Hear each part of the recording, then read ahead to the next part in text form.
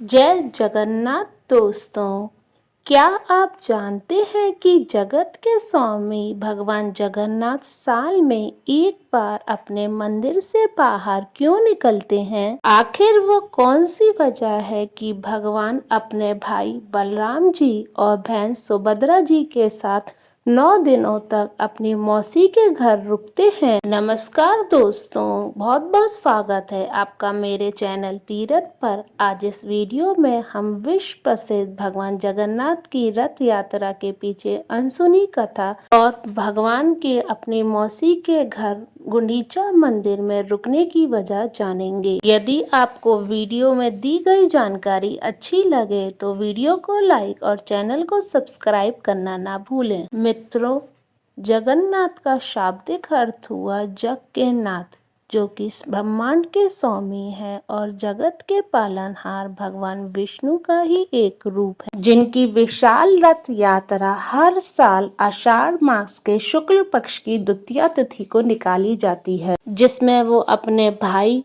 और बहन संग सवार होकर अपने मौसी के घर जाते हैं। साल 2026 में भगवान जगन्नाथ की रथ यात्रा 16 जुलाई 2026 से शुरू होकर 24 जुलाई 2026 तक निकाली जाएगी। पुराणों के अनुसार द्वापर युग में एक बार सुभद्रा जी ने नगर भ्रमण की इच्छा जताई थी। तब भगवान श्री कृष्ण और बलराम जी ने सुभद्रा जी को रथ में बिठाकर पूरा नगर घुमाया था। इसी याद में हर साल रथ यात्रा निकाली जाती है। एक और मान्यता इसके पीछे ये भी है कि ये यात्रा भगवान का अपने भक्तों से मिलने का माध्यम है। जो वृद्ध या बीमार भक्त हैं, मंदिर तक नहीं पहुंच पाते, भगवान स्वयं चलकर उनके पास आते हैं। रथ यात्रा की शुरुआत छेरा पेरा रस्म से होती है, जिसमें पुरी के राजा स्वयं सोने की झाड़ू से मार्ग साफ करते हैं। ये रथ हर साल नई लकड़ी से बनाए जाते हैं, जिसमें एक भी कील का प्रयोग नहीं होता है। इस रथ यात्रा में 3 रथ होते हैं, जिसमें सबसे आगे भगवान बलराम जी का, बीच में बहन सुभद्रा जी का और सबसे अंत में जगन्नाथ भगवान का रथ होता है। ये रथ यात्रा भक्त और भगवान की अटूट प्रेम की यात्रा है। अब सवाल ये उठता है कि भगवान रथ यात्रा के दौरान गुंडीचा मंदिर में विश्राम करने क्यों जाते हैं? मित्रों, यदि अभी तक आपने वीडियो को लाइक और चैनल को सब्सक्राइब नहीं किया है तो जरूर करें। दोस्तों, रथ यात्रा से कुछ दिन पहले यानी कि स्नान पूर्णिमा या ज्येष्ठ पूर्णिमा के दिन भगवान को 108 घड़ों से स्नान करवाया जाता है, जिसमें वो बीमार पड़ जाते हैं और एकांतवास में चले जाते हैं, जिसको अनवसर काल कहते हैं। जब वो ठीक होते हैं तो सबसे पहले अपनी मौसी के घर गुंडीचा मंदिर जाते हैं, जो कि पुरी से लगभग 3 किलोमीटर की दूरी पर है।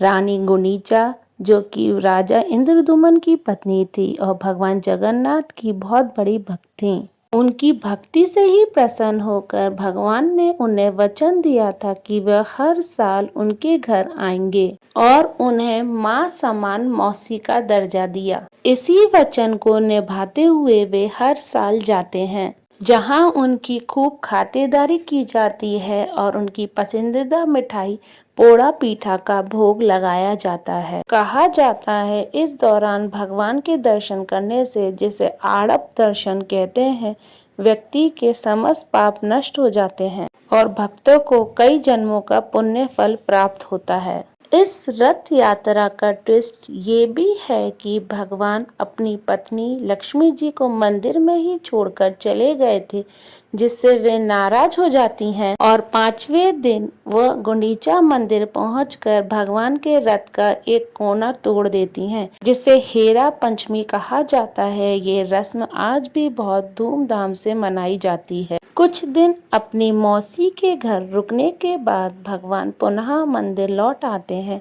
जिसे बहुड़ा यात्रा या फिर वापसी की यात्रा कहते हैं। तो दोस्तों, ये रथ यात्रा केवल लकड़ी के रथों को खींचना नहीं, बल्कि भक्त और भगवान के बीच अटूट समर्पण, विश्वास और प्रेम की यात्रा है। Thank you.